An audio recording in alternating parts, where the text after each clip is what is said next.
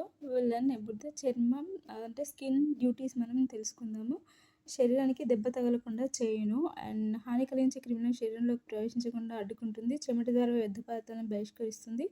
జ్ఞానేంద్రియంగా పనిచేస్తూ ఉంటుంది. పక్షుల క్షీరదాల్లోనూ శరీరం అంతటా ఉష్ణం సమాన స్థాయిలో ఉండేటట్లు చేయును. జస్ట్ చర్మం యొక్క డ్రాయింగ్ చూస్తే ఇలా ఉంటుందన్నమాట. ఈ పైన ఉండేది బాహ్య త్వచం అంటాము. లోపల ఉండేది అంతత్వచం.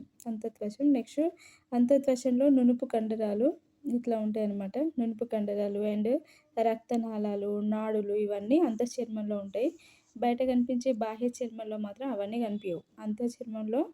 అంతఃచర్మంలో నునుపు కండరాలు, రక్తనాళాలు అండ్ నాడులు ఇట్లా కనిపిస్తూ ఉంటాయి అన్నమాట. స్వేద గ్రంథులు కూడా ఉంటాయి. స్వేద గ్రంథులు ఇవన్నీ కూడా చర్మంలో ఉండే పార్ట్స్ అన్నమాట. చర్మం 2 భాగాలు ఉంటాయి. ఒకటి బాహ్య చర్మము అండ్ అంతఃచర్మం. బాహ్య చర్మం అంటే ఏంటంటే నిర్జీవ కణాలు ఉంటాయి. కెరటిన్ అనే ప్రోటీన్ పడతా ఉండును. అరిచేతులు మీదను అరికాల మీద మందంగా ఉంటుంది. ఇది వెలుపల పొర అన్నమాట. నెక్స్ట్ బాహ్య చర్మం 2 పొరలు అన్నట్టు. దాంట్లో ఒక పొర కానియస్ పొర. నెక్స్ట్ సెకండ్ పొర వచ్చేసి మాల్ఫిజియన్ పొర లేక జననస్తరము. సజీవ కణాలు ఉంటాయి. రాలిపోయిన కానియస్ పొరలోని కణాలను నింపును. ఇది లోపలి పొర. నెక్స్ట్ అంతఃచర్మము. ఇందులో ఏంటంటే తంతు కణజాలము, రక్తనాళాలు, నాడి తంతువులు ఉంటాయి. లోపలి భాగంలో కొవ్వు నిల్వ చేయబడి ఉంటుంది. చర్మానికి బలాన్ని, సాగే లక్షణాన్ని ఇచ్చును. రోమ పుటికలు కూడా ఉంటాయి. కెరాటిన్ ప్రోటీన్ గోళ్ళలోను, కొమ్ముల్లోను, రోమాలను కూడా ఉండును. నెక్స్ట్ అంతఃచర్మంలోని ఎత్తు పల్లాల వల్ల వేలి ముద్రలు ఏర్పడతాయి. అంతఃచర్మంలో ఉన్న ఎత్తు పల్లాల వల్ల వేలి ముద్రలు ఏర్పడుతూ ఉంటాయి. మెలనిన్. చర్మం దాని మీద ఉండే రోమాల రంగును నిర్ణయించేది మెలనిన్. ఈ వనక పదార్థం లేని వారు తెల్లగా ఉంటారు. వీటిని ఆల్బినోలు అంటారు.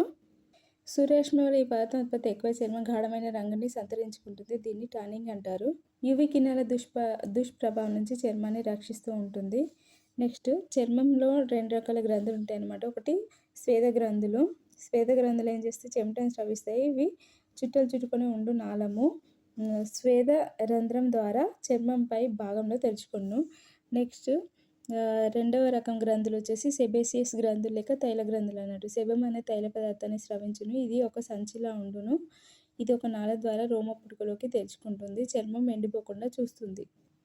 నెక్స్ట్ రోమపూటిక. దీని నుండి రోమాలు ఏర్పడును. దీని నుండి రోమకాండం ఉద్భవిస్తుంది. బయటకు అగుపించు భాగము రోమకాండం. దీనిలో నిర్జీవ కణాలు, వన్నక పదార్థం ఉండును. Thank you for watching my video.